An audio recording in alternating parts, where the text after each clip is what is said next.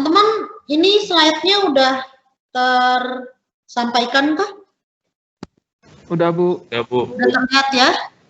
Baik, kalau begitu saya akan coba mulai.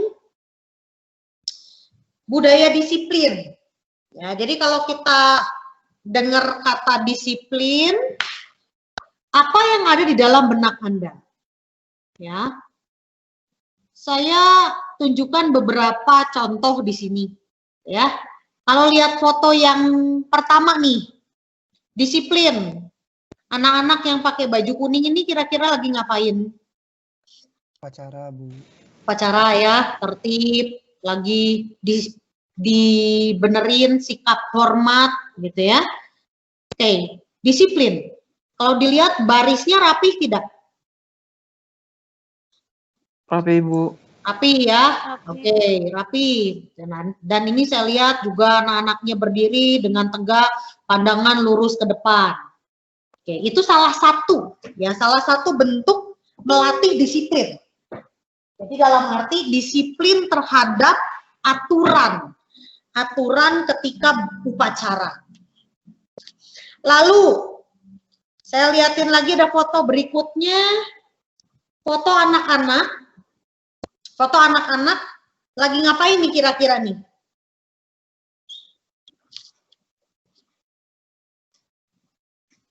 Walaupun ini yang nggak kelihatan di sini, gitu ya, nggak kelihatan wajahnya. Kira-kira ini siapa yang di depan di sini?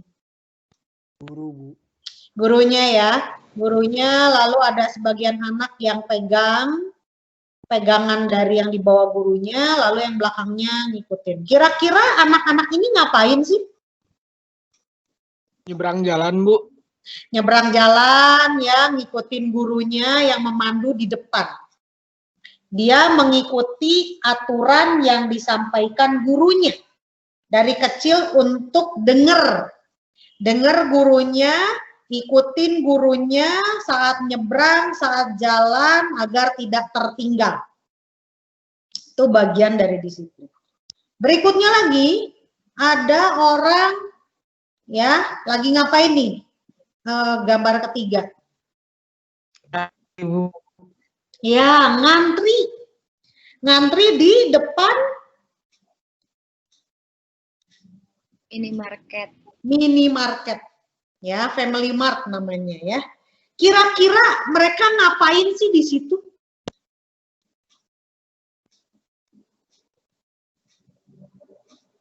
Ngantri mau beli sesuatu, Bu. Ngantri mau beli sesuatu. Ya, dalam arti ini suatu pilihan ya. Bisa mengantri, bisa nggak langsung ngumpul di depan tokonya? Bisa. Bisa-bisa aja. Itu yang sering kali kita lihat dalam rata-rata kehidupan kita gitu ya, ngumpul semua di depan pintunya. Sedangkan kita lihat di sini ada antri. Gitu ya, saya yakin nih Anda bisa lihat ini pasti di luar negeri ya. Kalau lihat dari tampilan orangnya ya, itu nggak pakaiannya. Pakai baju dingin gitu ya. Iya, betul, Bu. Ya, kayaknya nggak mungkin di Indonesia ya. Model begini ya, pakaiannya Indonesia jarang lah pakai model begini semuanya kurang lebih. Ini kemungkinan ada di Jepang. Kalau dilihat istilahnya juga ada yang bilang orang harus disiplin waktu.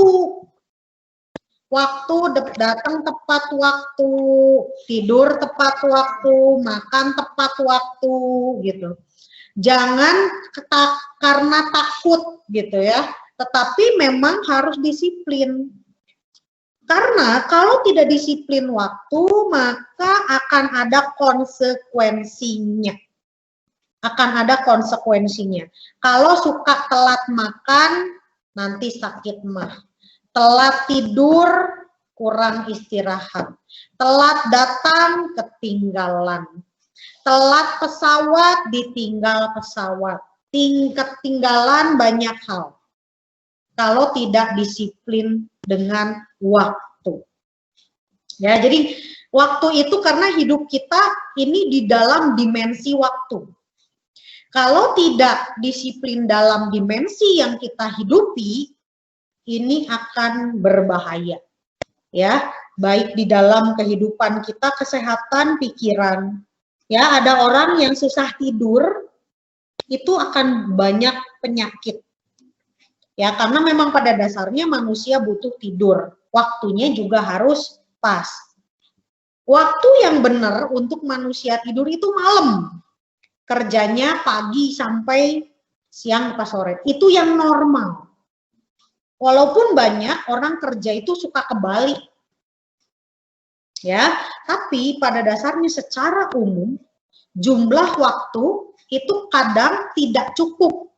Memang harus ada waktunya. Waktunya tidur malam itu paling bagus. Kerja itu pagi ke sore atau ya menjelang malam. Oke? Nah, coba dilihat kalau di sini ini gambar apa nih yang saya tunjuk yang di tengah ini. Kelihatan nggak kalau yang saya tunjuk? Kelihatan, Bu. Kelihatan ya. Ini kira-kira kalau yang ingin saya maksud dengan disiplin apa ini? Budaya memakai masker, Bu. Yes, bagus ya. Budaya memakai masker. Inilah yang terjadi sebetulnya di negara-negara kalau yang disiplin itu lebih cepat penanganan COVID-nya. Berbeda dengan negara-negara yang disiplinnya kurang. Ya, kenapa? Karena 3M ini sebetulnya yang paling murah dan paling efektif. Gitu ya. Pakai masker, cuci tangan, jauhi kerumunan. Oke. Itu paling efektif dan paling murah. Nggak usah pakai obat, nggak usah apa-apa. Tapi kalau sudah kena, dampaknya luar biasa. Jadi jangan pernah menyepelekan hal ini. Kelihatannya simple. Ah, nggak apa-apa, nggak pakai masker. Ah, nggak apa-apa, cuman teman sendiri, gitu. Justru karena itulah tidak disiplin. Nah, dampaknya sangat besar, ya. Jadi sikap ketidakpedulian atau menganggap remeh itu konsekuensinya sangat buruk. Ini yang dialami oleh negara kita juga. Ya, bukan nggak dikasih tahu, bukan nggak tahu gitu, bukan nggak tahu harus 3M. Saya yakin nggak mungkin orang nggak tahu 3M. Tapi tentang disiplin melaksanakannya, ini memang manusianya. Nih ya, kalau dilihat nih ya, ini udah pasti di mana nih ya, udah pasti di negara kita nih ya, waspada.co.id gitu. Udah pasti negara kita, cuman saya nggak tahu daerahnya di mana, nggak kelihatan nomor polisinya. Kalau Anda lihat di sini gitu, apa hal yang Anda lihat dari gambar itu?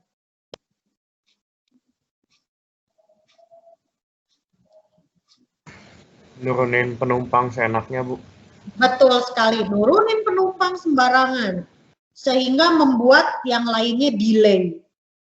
Terus kebayang kalau itu nanti orang nyebrang ditabrak. Yang salah siapa? Ya, padahal yang tidak tertib siapa? Saya yakin ini juga diambil fotonya lagi belum PSBB nih, karena banyak yang belum pakai masker. Nah, jadi kalau kita bicara tentang disiplin, artinya adalah taat aturan, peduli pada orang lain, tidak mengambil hak orang lain. Jadi jangan sepelekan orang mengantri. Kalau orang tidak mau mengantri, itu artinya mengambil hak orang lain. Sekali lagi, orang tidak mau mengantri berarti dia mengambil hak orang lain. Jadi tidak boleh disepelekan. Ya, saya pernah baca artikel dan juga lihat beberapa channel gitu ya.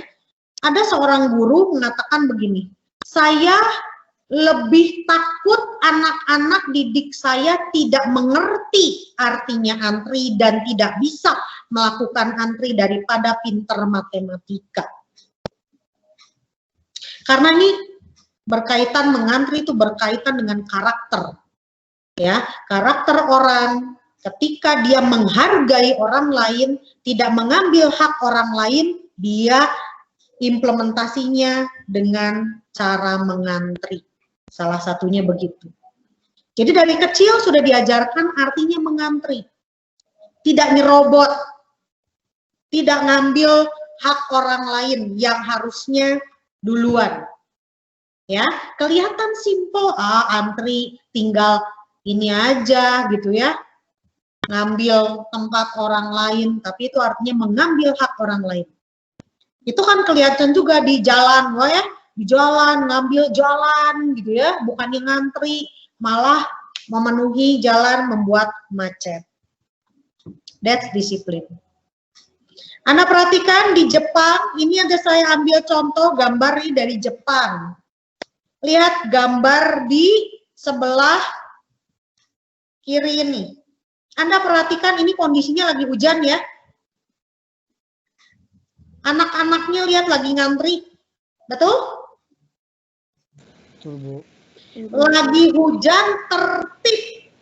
Tetap tertib. Barisnya rapih. Ini luar biasa. Saya membayangkan saya dan Anda, saya nggak mikirin orang lain gitu ya. Coba pikirkan, mungkin kalau saya berada di situ, bisakah saya seperti itu? Belum tentu ya. Bisa jadi saya langsung lari. Belum tentu. Betul ya. Kita belum tentu bisa seperti itu. Makanya kita harus introspeksi diri. Ini lagi berhujan-hujan, walaupun hujan, tapi karena ketertiban dan disiplin, tetap berada di posisinya. Luar biasa, saya salut banget. Ini buat kita harus belajar. Ya. Lalu berikut lihat ini, parkir di Jepang. Wow, saya lihat, aduh ya ampun, rapih banget. Ya, ini parkir di Jepang, dan ini membutuhkan skill. Parkirnya bisa rapih begitu. Ya, lihat rapi jaraknya, gitu. Terus sesuai dengan kotaknya, gitu.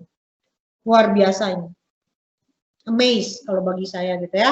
Apalagi juga yang khususnya ada yang belajar nyetir dan seterusnya, saya tahu gimana nih cara parkirnya kok bisa rapi begini. Gitu. Ini karena orangnya itu mau diatur dan memahami hak baik diri sendiri maupun orang lain. Lihat, mengapa Jepang begitu disiplin? Yang ada gambarnya aja cuma di bagian depan. Ya, bagian depan doang. Lihat belakangnya udah nggak ada garis, Tapi kenapa mereka bisa begitu disiplin? Ini yang luar biasa. Coba orang Indonesia kalau datang ke Jepang, ya, bisa ngikut nggak kayak gitu? Nggak akan bisa, Bu. Nah, gitu ya, malah malu-maluin nanti ya. Nah, makanya kita harus belajar, introspeksi diri. Ya, garisnya cuma di depan doang, tapi lihat mereka bisa mengantri dengan jarak. Ya, dengan jarak. Oke, nah ini yang luar biasa. Nah, ini saya coba lihat dari versi Indonesia ya. Saya tunjukin ini. Ini Dinas Kesehatan Provinsi Lampung. Ini menarik nih bagi saya, ini lucu, bagus. Ya, di sini itu lebih banyak diterapkannya disiplinnya itu budaya malu. Ya, budaya malu. Malu datang telat, malu tidak ikut apel, malu pulang lebih awal, malu tidak masuk kerja, malu terlalu sering izin, malu tidak memakai pakaian dinas sesuai peraturan, malu bekerja tidak terprogram, malu bekerja terbengkalai, malu bekerja tanpa pertanggungjawaban, malu tidak bertata krama dan sopan santun. Ini contoh budaya disiplinnya dikaitkan dengan budaya malu. But I don't know gitu, apakah ini cukup apa enggak gitu. Dengan kamu nggak malu ya telat. Ada yang orang ngerasa, alah ngapain gue datang tepat kan gitu. Kalau tidak disertai dengan punishment, atau artinya atau sanksi, wah ini mah nggak akan jalan. Betul nggak? Betul. Betul ya? Yes. Seandainya nih saya mau tanya nih jujur nih dari mahasiswa nih gitu. Ya. Saya selalu terapkan kalau di kelas saya, boleh datang telat, kalau telat nyanyi. Seandainya kalau saya tidak terapkan sanksi begitu ya, apa yang terjadi? Boleh silakan mahasiswa datang, silakan semau-maunya. Menurut Anda, dari pandangan mahasiswa, kalau dosennya nggak bilang gini, bebas mau masuknya kapanpun. Menurut Anda, apa yang terjadi? Akan seenaknya, Bu. Akan seenaknya, betul nggak? Ya. Oke, karena maaf kata ya, di dalam kehidupan kita sehari-hari, ini sudah biasanya begitu. Harus ada sanksinya, baru disiplin dilaksanakan. Jadi belum masuk kepada ranah sadar diri gitu. Bahwa kalau datang harus tepat, kalau ngomong harus sopan gitu. Oke. Terus kalau misalnya kerjakan sesuatu harus tepat waktu. Karena memang kita terbiasa dengan aturan yang harus ada sanksinya. Jadi kesadaran untuk tepat, kesadaran ini masih hanya terjadi di beberapa orang. Belum secara lingkungan. Kalau saya perhatikan Jepang sudah lebih banyak yang sadar, gitu ya, sudah lebih banyak yang secara individu dan kelompoknya sudah lebih banyak. Saya ingat ada mahasiswa pertukaran pelajar orang Jepang datang ke Indonesia. Waktu datang dia terapkan itu tepat waktu. Tapi karena datang ke sini, ngelihat teman-temannya telat, akhirnya dia kebawa. Ya, orang Jepang kebawa sama perilaku yang buruk. Oke. So, lingkungan itu sangat menentukan. Pergaulan sangat menentukan. Orang Jepang ditaruh di Indonesia, dia jadi malah ikutan terlambat. Oke, nah jadi artinya nih teman-teman, kesimpulan, disiplin ini penting ya, kesadaran diri. Oke, nah terus ini juga nih saya tunjukin lagi ya, ada budaya positif sekolah. Ini bagus sekali nih. Budaya yang dikaitkan dengan beberapa nilai. Religius, akademis, demokratis, disiplin, jujur, bersih, sehat, kerja keras. Kolaboratif, toleran, menghargai inovasi, transparan, bertanggung jawab, berbagi, cinta lingkungan, cinta tanah air. Ya, dan semangat kebangsaan. Menarik. Nah, dikaitkan dengan pengembangan bisnis, model bisnis. Ya, menuju great company dan great nation. Ya, great company dan great nation. Saya tadi ngawalinnya great nation gitu ya. Jadi artinya nation atau negara yang sudah budaya disiplinnya bagus. Oke, karena selalu dikatakan disiplinnya bagus di mana? Jepang rata-rata gitu ya. Nah, budaya disiplin itu ada unsur waktu, proses kerja, kualitas, hubungan dan komunikasi, baru hasil. Ya. Ya, jadi waktu, proses, kualitas, hubungan, komunikasi, dan hasil. Nah, disiplin itu adalah intangible. Ya, saya harap teman-teman masih ingat waktu saya bahas tentang myelin dan intangibles. Disiplin adalah salah satu intangibles. Jadi disiplin tidak disiplin bukan masalah keturunan atau genetik. Jadi nggak bilang gini, oh ya mama papahnya disiplin, anaknya disiplin. Belum tentu. Ya, belum tentu. Jadi walau ini adalah lebih arahnya masalah kebiasaan. Kebiasaan yang diterapkan di rumah. Biasa dimulai dari situ. Terus juga nanti dibawa di sekolah. Nanti dibawa di organisasi. Nah, at advance adalah prinsip untuk mengedepankan sikap untuk menjadi unggul. Jadi kalau dibilang unggul, berarti versusnya biasa saja. Kalau teman-teman mau unggul, tentu intangibles ini sangat penting. Dan intangibles itu bukan lahir begitu saja, dibentuk secara disiplin, konsisten, terus-menerus. Jadi kalau menerapkan sesuatu, jangan setengah-setengah. Ya, lakukan langkah, gitu ya, step by step, konsisten, terus-menerus. Oke. Nah, di sini saya ambil ada prinsip dari Toyota Way, ini juga sama perusahaan Jepang. Oke. Prinsip 1, dasar keputusan manajemen Anda pada filosofi jangka panjang, bahkan harus mengorbankan tujuan keuangan jangka pendek.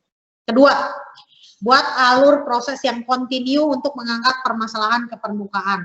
3, sistem pull, tarik untuk menghindari produksi yang berlebihan. 4, ratakan ban kerja. Bekerja seperti kura-kura bukan kelinci. Dalam arti begini, kura-kura bukan berarti kita lihat dari lambatnya, tidak. Tapi lebih artinya konsisten, kuat, panjang umur. Kalau kelinci, lari sekenceng-kencengnya terus habis tenaga. Kalau kura kita tuh pelan, konsisten gitu, tapi maju. Dan kalau teman-teman masih ingat ada satu cerita dongeng gitu ya, kura-kura kenapa menang? Itu karena konsistensi. Jadi bukan karena kecepatan. Ya, apalagi zaman sekarang harus cepat ya dan menang gitu ya. Terus prinsip 5, bangun budaya agar berhenti untuk memperbaiki masalah sehingga kualitas yang tepat diperoleh sejak pertama. Tugas proses terstandar merupakan dasar untuk perbaikan terus-menerus pemberdayaan karyawan. Gunakan pengendalian visual agar tidak ada masalah yang tersembunyi. Visual ini begini, nggak sekedar cuma diomongin, tapi dicatat, disebarkan, disampaikan. Nanti kita akan ada satu bahasan tentang knowledge management. Ya, gunakan hanya teknologi yang dapat dipercaya, benar-benar teruji untuk melayani orang-orang dan proses. 9, kembangkan pemimpin yang benar-benar memahami pekerjaannya, menjiwai filosofi, dan mengajarkannya kepada orang lain. 10, kembangkan orang-orang dan tim yang luar biasa bersedia mengikuti filosofi perusahaan Anda. Oke, ya. Jadi ini prinsip-prinsip yang ada di Toyota Way, ya, perusahaan Toyota. Masih ada lagi, ya, hormati jaringan mitra pemasok dengan terus menantang mereka. Membantu mereka memperbaiki diri. Pergi sendiri untuk dapat benar-benar mengetahui situasi. Jadi artinya harus tahu terjun ke lapangan. Nggak cuma dengar cerita doang. Tapi dilihat. Terus ambil keputusan perlahan-lahan sambil mempertimbangkan semua pilihan. Oke. Terakhir, menjadi organisasi yang pembelajar. Jadi dari awal, minggu lalu kita bahas tentang intrapreneur kan? Orang-orang yang intrapreneur itu harus Anda pilih. Orang yang mau belajar. Ya, kalau orang yang nggak mau belajar, cuman pengennya gitu-gitu aja, mendingan lebih awal, lebih baik tidak usah diikut sertakan. Anda sendiri nanti akan rugi. Nah ya, jadi artinya ini Toyota Way dibagi jadi 2, respect to people dan continuous improvement. Respect teamwork, ya, Kaizen, Genshi, Genbutsu, ya. Jadi ini artinya terkait dengan respect other, make effort to understand each other, take responsibility, do your best to build mutual trust. Teamworknya stimulate personal and professional growth, share opportunities for development, maximize team and individual performance. Lalu untuk continuous improvement-nya teamwork, challenge to be met with courage and creativity for long term. And then for Kaizen, continuous improvement of businesses, operation through innovation. Dan terakhir Genshi Genbutsu, yaitu go to the resource to find the fact to make correct decision. Nah, ini adalah bagian dari yang dilakukan oleh Toyota. Maka dari itu sampai sekarang Toyota bisa langgeng. Nah, ini adalah satu proses budaya ya yang disampaikan oleh Profesor Reinhard Casali ya. Dikatakan bahwa budaya itu dipaksa, terpaksa, bisa, biasa jadi budaya. Dipaksa dulu, orang misalnya merasa terpaksa, lama-lama jadi bisa, lama-lama jadi biasa. Jadilah budaya. Ya, ini yang disampaikan oleh Profesor Reinhard Casali. Nah, penerapan nilai budaya, ya, ini udah pada implementasinya, ini nilai budaya disiplin Jepang. 5S, Seirei, Seiton, Seisou, Seiketsu, Shitsuke. Nah, ini diterapkan contohnya di Wika. Ringkas, rapi, resik, rawat, rajin. Nah, ini salah satu ya cara untuk kita bisa menerapkan budaya seperti ini. Nah, penerapan value-nya, komitmen, innovation, balance, excellence, relationship, teamwork, integrity. Ya, jadi ini artinya ini juga bisa penerapan value dengan model seperti ini. Oke. Nah, lalu hubungannya apa? Dengan yang lalu kita sudah bahas mielin, gitu ya. Kita udah bahas juga intrapreneur. Nah, mielin ini harus ada faktor pemicu. Akan memberikan energi. Energi ini akan membuat ada satu deep practice, ya, mengubah kemajuan demi kemajuan, lapisan demi lapisan menjadi mielin. Dan akhirnya membentuk namanya intangible, baik eksternal maupun internal. Intangible terbentuk dapat menjadi sumber value creation. Value creation-nya terbentuk menjadi modal untuk melakukan ekspansi. Dengan catatan seluruh laba jangan semuanya dikonsumsi. Karena kalau misalnya semuanya dikonsumsi, berhentilah perubahan. Ya. Nah, ini value creation ini juga perlu didukung disiplin ekspansi. Ya, ini adalah hubungan faktor pemicu mielin, intangible, value creation, disiplin, ekspansi. Nah, agar berkembang, manusia, pengusaha, eksekutif harus membesarkan faktor X. Nah, di sini pasar, bisnis. Ini kepercayaan, trust. Zona tidak ternilai. Ini warisan. Kepercayaan, makanya manusia itu harus bisa dipercaya. Sekali bohong, tidak bisa dipercaya untuk mengembalikan kembali. Wah, susahnya luar biasa. Apalagi udah masuk zona nyaman. Zona nyaman itu artinya begini, puas diri, dikasih masukan, baik diem-diem aja gitu ya, nggak mau berubah, nggak ada gunanya. Nah, maka dari itu, ini zona entrepreneur yang harus dikembangkan. Yang istilahnya disebut faktor X, dan ini disebut intangible. Salah satu bagiannya adalah disiplin. Oke, demikian pemaparan saya tentang budaya disiplin. Ada yang ingin ditanyakan? Bu, mau nanya. Yuk. Tadi faktor X yang apa? Yang di slide sebelumnya itu jadi yang paling kanan ya, Bu? Yuk, betul, yang sebelah sini. Makin lama makin besar gitu intinya. Faktor X itu sebenarnya adalah faktor gimana manusia harus mengembangkan diri ke arah positif.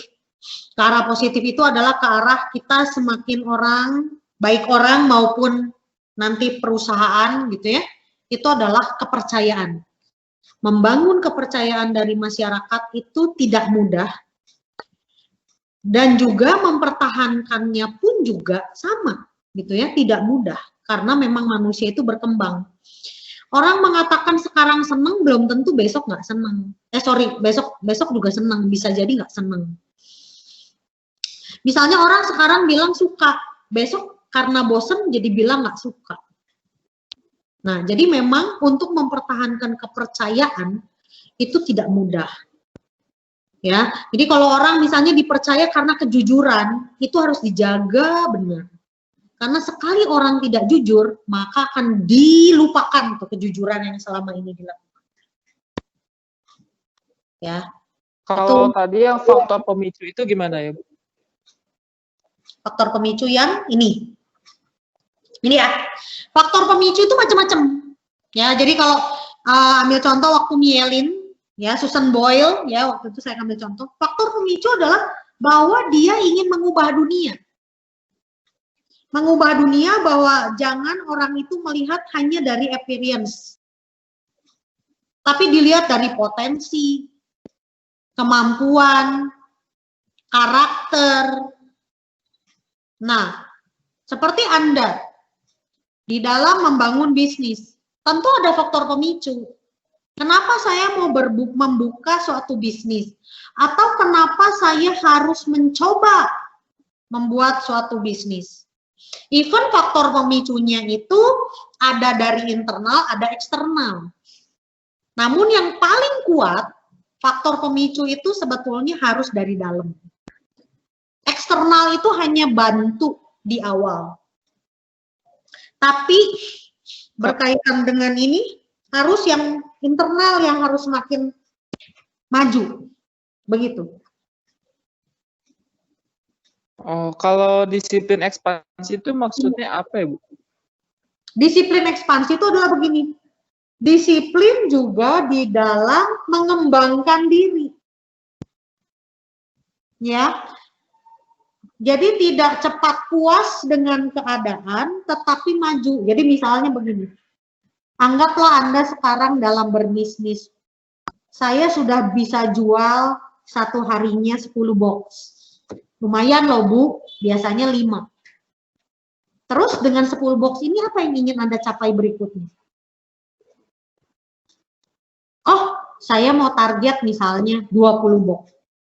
Gimana caranya dari 10 box menjadi 20 box? Tentu harus ada suatu perubahan. Perubahan yang lebih baik. Makanannya rasa lebih baik, layanannya harus lebih baik, tampilannya harus lebih baik. Dan ketika kita berekspansi, itu perlu adanya namanya disiplin. Disiplin dalam mengembangkan diri, disiplin dalam kita memperhatikan kualitas, disiplin dalam kita mentaati peraturan yang sudah dibuat, harus dilaksanakan, dan lain-lain. Begitu. Bisa diterima?